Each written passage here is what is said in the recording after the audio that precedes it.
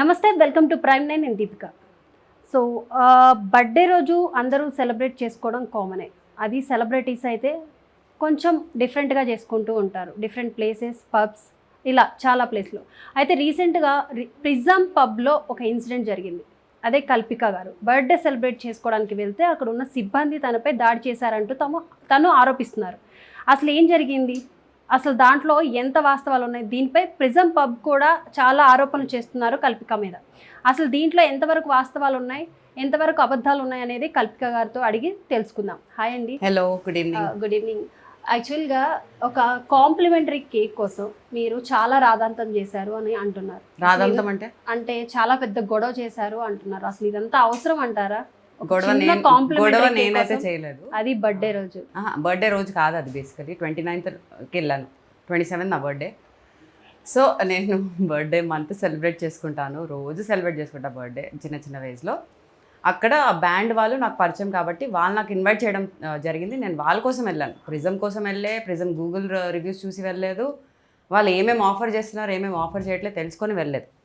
By default నేను చాలా పబ్స్కి వెళ్ళడం జరిగింది, లైవ్ షోస్, లైవ్ బ్యాండ్స్కి వెళ్ళడం జరిగింది. కొన్ని లైవ్ బ్యాండ్స్ అయితే వాళ్ళు on their own they will have, అంటే ఒక 4-5 పీపుల్ని వాళ్ళు ఇన్వైట్ చేసుకోవచ్చు వాళ్ళ ఓన్ సైడ్ నుంచి. ఇన్వైట్ చేసుకొని వాళ్ళకి డిస్కౌంట్ కూడా వస్తుంది, వాళ్ళకి ఫుడ్ కూడా ప్రొవైడ్ చేస్తారు. లేదంటే బ్యాండ్ వాళ్ళు వాళ్ళకున్న ఫ్రెండ్షిప్తో వాళ్ళే బిల్ కూడా పే చేస్తారు. అలా కూడా జరిగిన సిచ్యువేషన్స్ నాకున్నాయి, as my personal experience, my personal ఫ్రెండ్షిప్స్లో. ఇక్కడ అవన్నీ నాకు తెలీదు, నేను దానికోసం రాలేదు. నేను మ్యూజిక్ ఎంజాయ్ చేయడానికి వెళ్ళా.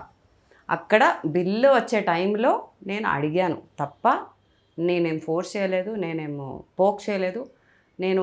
నాకు ఇదే కావాలని నేనేం డిమాండ్ చేయలేదు.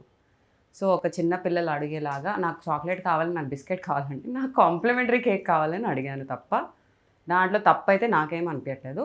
చాలామందికి చీప్ సిల్లీ ఎందుకు అనిపిస్తుందంటే వాళ్ళకు చిన్న చిన్న థింగ్స్ని అనుభవించాలి, చిన్న చిన్న థింగ్స్లో కూడా హ్యాపీనెస్ దొరకచ్చు అని వాళ్ళు రియలైజ్ అవ్వలేకపోతున్నారు. కాబట్టి ఇది చాలా చీప్ అండ్ సిల్లీగా అనిపిస్తుంది. అంటే ఇప్పుడు మీరు చెప్పారు 1 month నేను సెలబ్రేట్ చేసుకుంటానని. 1 monthలో అయ్యే ఖర్చు, అంటే మీరు ఆ రోజు ప్రిజం పబ్కి వెళ్ళినప్పుడు ఎంత ఖర్చు అయిందంటారు? నేను మిగతా సెలబ్రేషన్ నేను ఖర్చుతో చేశానని నేను చెప్పలేదే.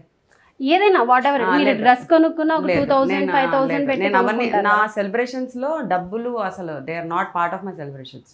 For me it's all about meeting people, spending time with people.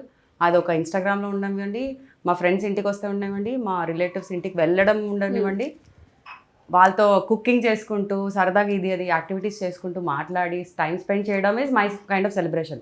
ఒక ఆర్ఫనేజ్ వెళ్తాను, వీళ్ళ దగ్గర వెళ్తాను, వాళ్ళ దగ్గర వెళ్తాను, ఏమేమో చేస్తాను, ప్లాంట్స్తో కూర్చుంటాను, యానిమల్స్తో ఆడుకుంటాను. దీనికి అందరికీ డబ్బులు అవసరం లేదు అది. కానీ అంటే